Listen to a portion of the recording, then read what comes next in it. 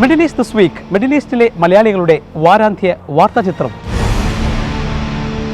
ഇസ്ലാമിക സമ്പദ് വ്യവസ്ഥയുടെ തലസ്ഥാനമായി ദുബായ് മാറുകയാണോ?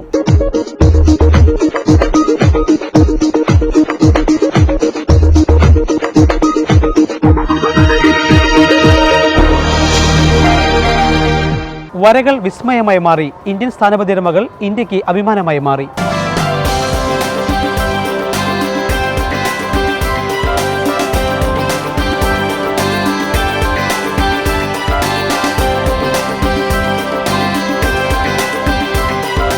ഇത് എൻ്റെ 10ാമത്തെ രാജ്യമാണ്. It's a matter for pride. ദേശസ്നേഹം വിളിച്ചറിയിച്ച് UAE ദേശീയ പതാക ദിനം.